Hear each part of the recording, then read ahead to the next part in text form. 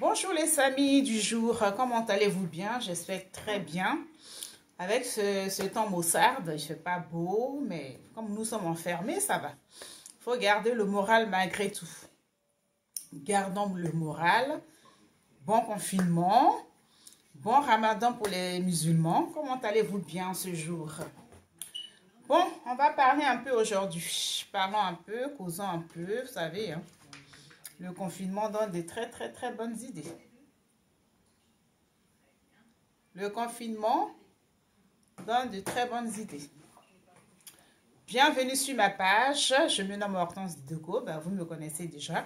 Pour ceux qui sont déjà sur mes pages, vous me connaissez déjà, donc je n'ai pas besoin de me présenter. Pour les nouveaux venus, je suis Hortense Didego. Je suis une nouvelle blogueuse, on va dire, entre guillemets.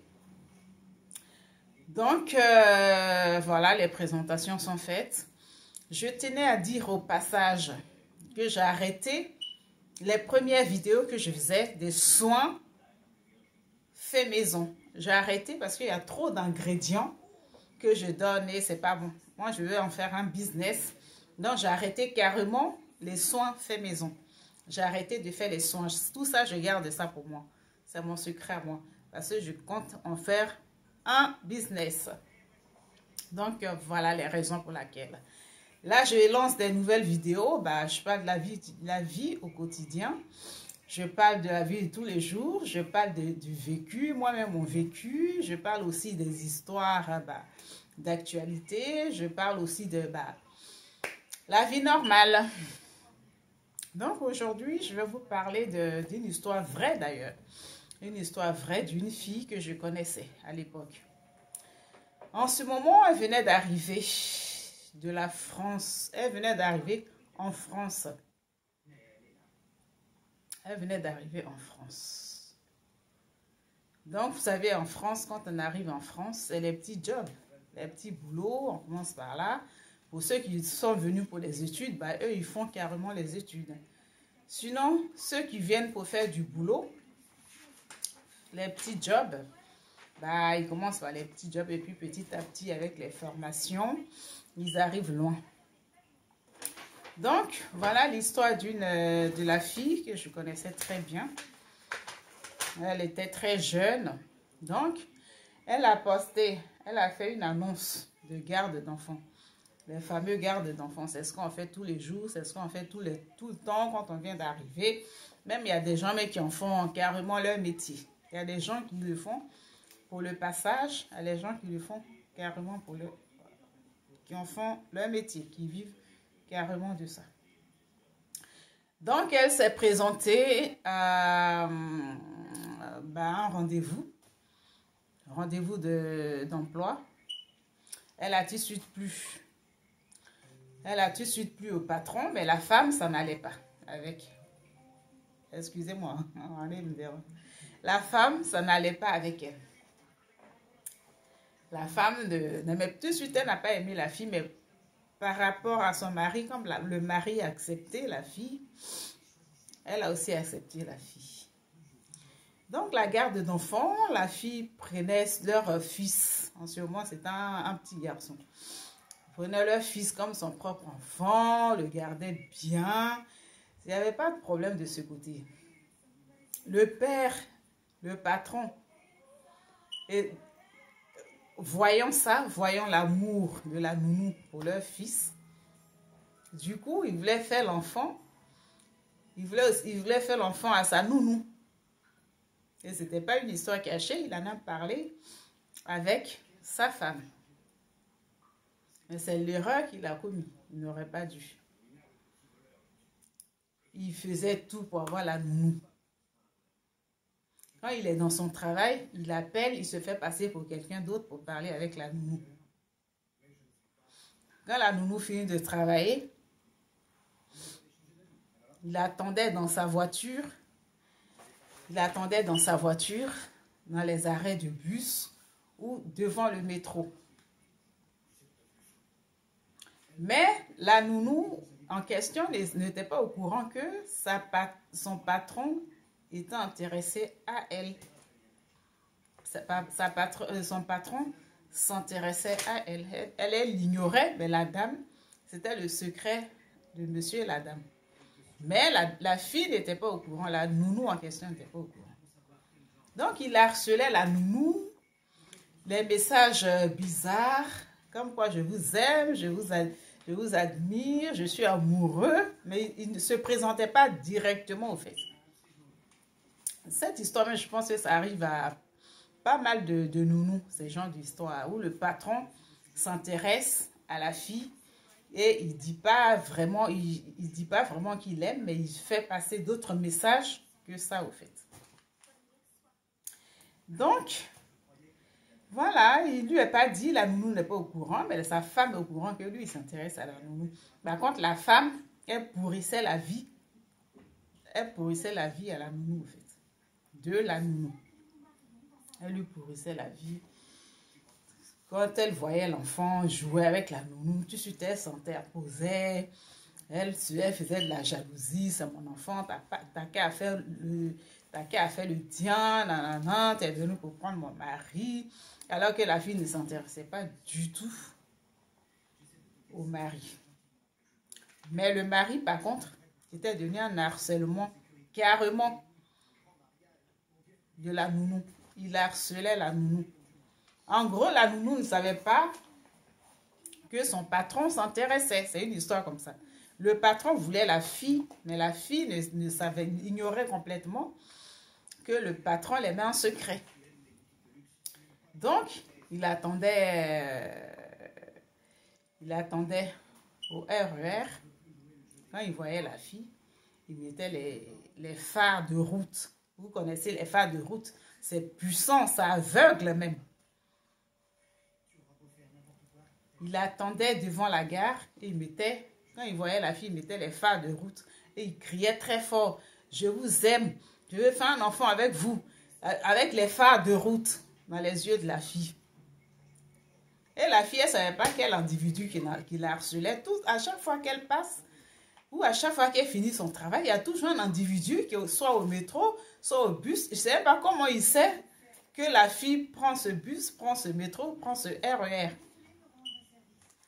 Allez savoir, vous savez, les harceleurs, les arnastistiques, eux, ils sont complètement cinglés dans la tête.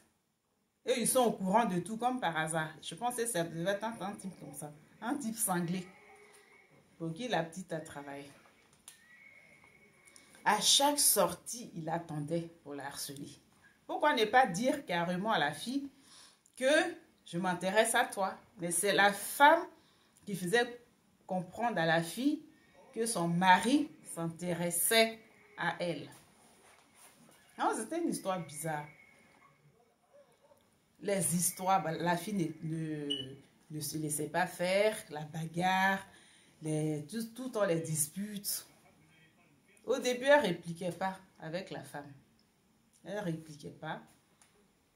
La femme l'a mené la vie dure, difficile. Bon, la petite, elle a eu marre. Et je ne sais pas dans quelle histoire, la fille avait rendez-vous un matin. Et elle avait déjà prévenu 2 jours à l'avance. À la préfecture, je crois. Elle avait déjà prévenu 2 jours à l'avance qu'elle allait arriver en retard ce jour-là. La dame, elle était d'accord. Mais une fois le rendez-vous de la fille à la préfecture est fini, elle est rentrée, elle est allée à son travail.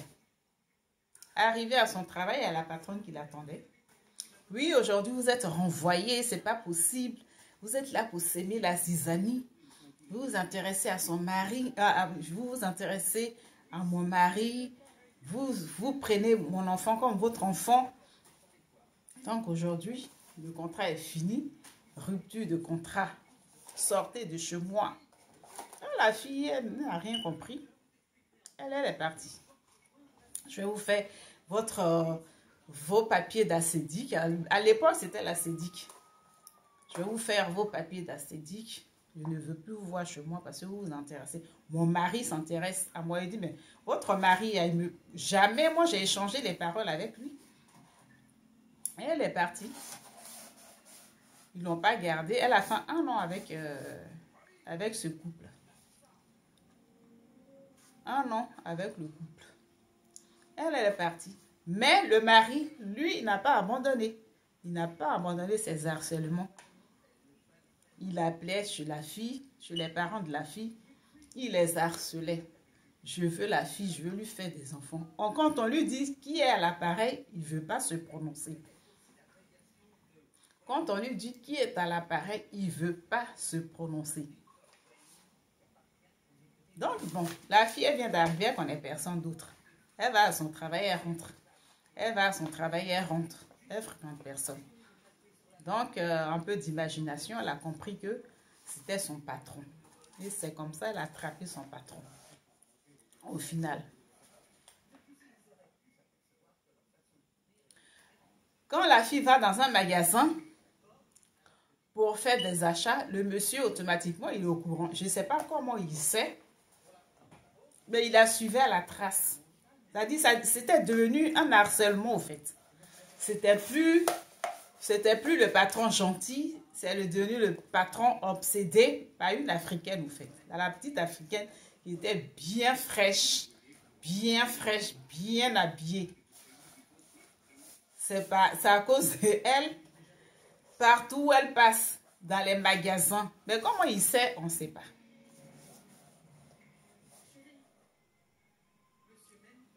Comment il sait, on ne sait pas. Vous savez, quand on vient d'arriver aussi, on ne connaît pas ses droits. Je ne sais pas comment te débarrasser d'un type. Elle ne savait même pas comment s'en débarrasser. Et un jour, il s'est fait attraper par sa propre femme au téléphone. Il était en train d'assurer la fille. Et c'est la femme en question qui est maintenant appelée la fille.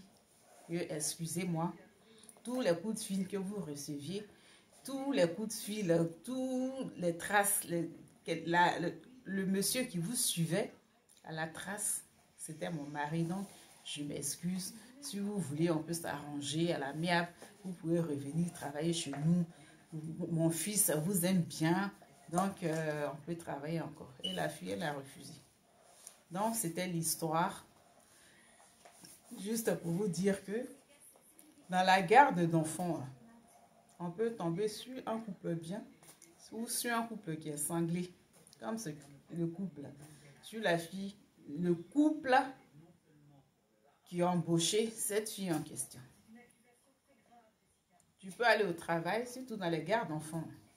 Elle tombe souvent sur des histoires bizarres. Les patrons qui veulent coucher avec, ça se mélange. Ou la femme qui harcèle, la femme qui est mauvaise. On peut tomber sur des patrons comme ça dans la garde d'enfants. Donc, c'était l'histoire de la petite. Nous, elle se confiait à nous parce que moi, elle me connaissait. Donc, on a essayé de la raisonner, machin, mais au finish, elle a refusé d'aller retravailler avec eux. Donc, c'était l'histoire. Et ils l'ont regretté d'ailleurs parce que c'était une bonne nounou qui s'occupait bien de leur enfant, de leur fils. L'enfant était épanoui, heureux. Mais malheureusement, les parents n'étaient pas bien. La femme qui menaçait, le monsieur qui harcelait, donc elle s'en est sortie de là. Donc, c'était mon histoire du jour. Portez-vous bien. Bientôt le déconfinement, on ne sait pas comment ça va se dérouler. Il faut prier Dieu, il faut mettre sa vie dans les mains de Dieu. Pour ne pas, prions même pour le monde. Prions pour la France, pour ne pas qu'une deuxième vague ressurgisse. Face sur face. Donc, il faut beaucoup prier, il faut beaucoup mettre Dieu dans tout ce qu'on fait. Sur ces belles paroles, c'était mon histoire du jour. Si elle vous a plu, merci de partager, merci de liker, merci de vous abonner aussi sur ma chaîne YouTube, parce que j'ai maintenant une chaîne YouTube. Je suis toute nouvelle dessus. Merci de vous abonner, merci de me suivre aussi et encouragez-moi dans ce que je fais. Parce que je suis toute nouvelle. Vous savez, quand on est nouvelle, on se trompe beaucoup, on se répète beaucoup, voilà. Voilà, donc c'était moi, Hortense Didoko, ma petite histoire, enfin la petite histoire du jour. Je vous embrasse. Bisous, bisous à vous. Bonne journée. Bisous, bisous.